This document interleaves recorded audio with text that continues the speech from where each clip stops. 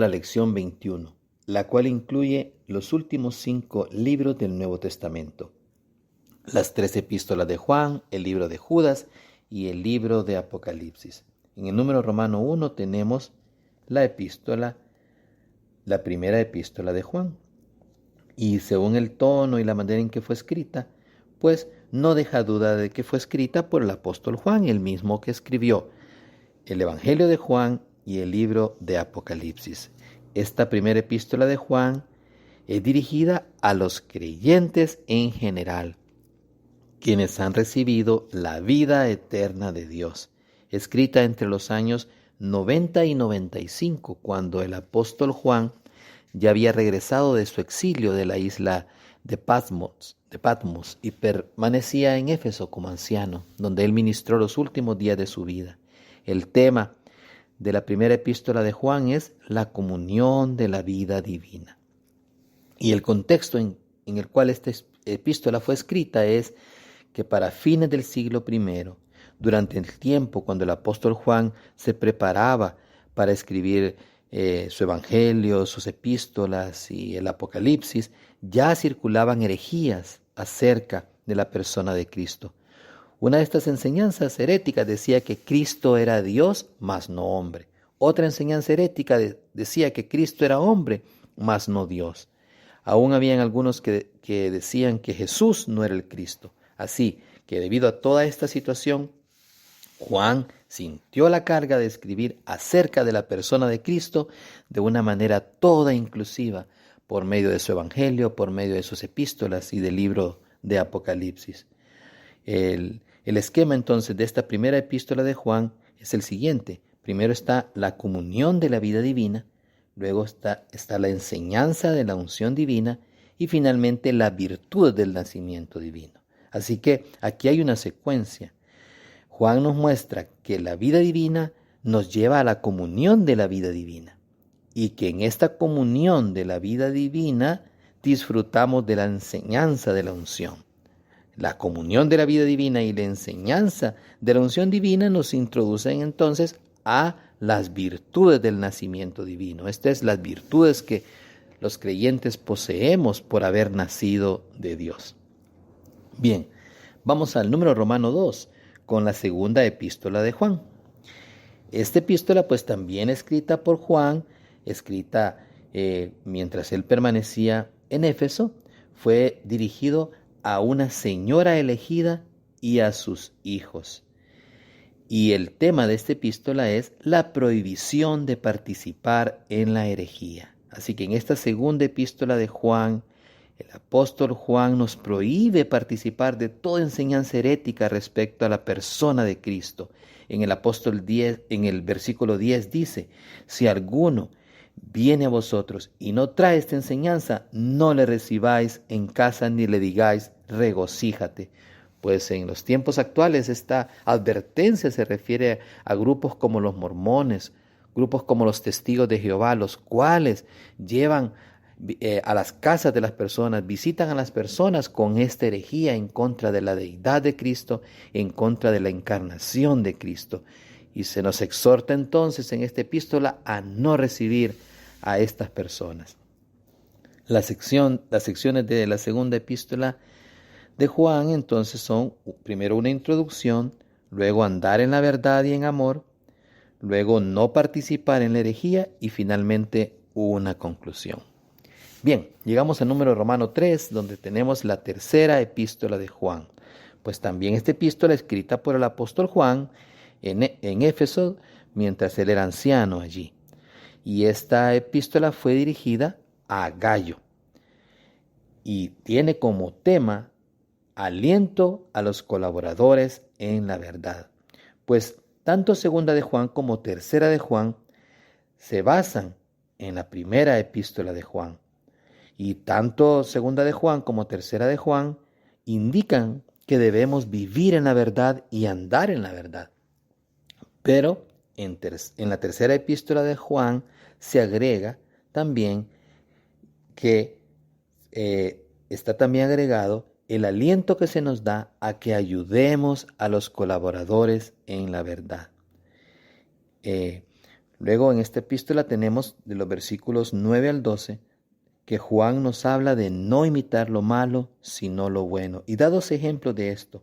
El ejemplo negativo que da es el de Diótrefes, un hermano que era dominante y que se exaltaba a sí mismo. Este fue un ejemplo de maldad. Y por el lado positivo se da el ejemplo de Demetrio, el cual fue elogiado por ser un buen ejemplo para nosotros. Bien, así que las secciones de esta tercera epístola son, en primer lugar, una introducción, en segundo lugar, la hospitalidad para los obreros que viajan, y en tercer lugar está entonces no imitar lo malo, sino lo bueno, a través de los ejemplos negativos de Diótrefes y el ejemplo positivo de Demetrio. Y finalmente la conclusión. Bien, llegamos al número romano 4 con el libro de Judas. Este libro pues escrito por Judas, quien también era hermano en la carne, al igual que Jacobo, del Señor Jesús. Este libro fue escrito por el año 69 después de Cristo, antes de la destrucción de Jerusalén. El libro de Judas probablemente fue escrito en Jerusalén o en Judea. Y por el tono judío que tiene, pues indica que fue dirigido a los creyentes judíos. El tema muy particular de este libro es contender por la fe. Así que la epístola de Judas fue escrita en un tiempo de apostasía y de degradación de la iglesia. Así que el apóstol Judas nos exhorta a contender por la fe. Tanto Judas como Pedro llevaron esta responsabilidad de hacer sonar la trompeta en pro de las verdades del Nuevo Testamento, censurando ellos las mismas cosas y enfatizando las mismas cosas. El hecho de que el tomar el camino de la apostasía implica sufrir el juicio de Dios. Así que después de una introducción, Judas nos exhorta a todos los creyentes a contender por la fe.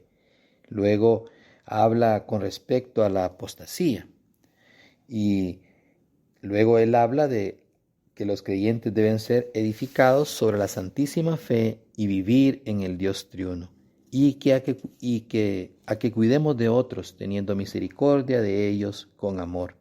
Así que Judas concluye con una alabanza a aquel que es poderoso para guardar y presentar a los creyentes delante de su gloria. Bien, pues llegamos al último libro de la Biblia. Llegamos al libro de Apocalipsis. Pues el autor, de igual manera, es el apóstol Juan y dirige su epístola a las 7 iglesias en Asia. El libro de Apocalipsis fue escrito alrededor del año 90 después de Cristo, mientras el apóstol Pablo estaba en su exilio en la isla de Patmos. El maravilloso tema del libro de Apocalipsis es Cristo como centro de la administración gubernamental de Dios según la economía eterna de Dios. Así que, hermanos, este libro de Apocalipsis es la conclusión de los escritos de Juan. En todos los escritos de Juan vemos la impartición de vida. La impartición de vida es el pensamiento central del Evangelio de Juan. Y luego en las epístolas vemos que la comunión fomenta el crecimiento de esta vida divina en nosotros. Y finalmente en Apocalipsis vemos la cosecha de esta vida divina. Así que, pues también Apocalipsis es la conclusión del Nuevo Testamento. En los Evangelios se presenta la siembra de la semilla de vida. En los Hechos vemos la propagación de la vida divina. En las epístolas se presenta el crecimiento de dicha vida. Y entonces finalmente en Apocalipsis llegamos a la cosecha de esta vida. En el capítulo 14 de Apocalipsis se nos habla de un campo maduro y de una cosecha. Así que Apocalipsis, por ser el último libro de la Biblia, es la conclusión, la culminación y la consumación de toda la revelación divina, es decir, de toda la Biblia. El pensamiento central del libro de Apocalipsis entonces es que es un libro de conclusión.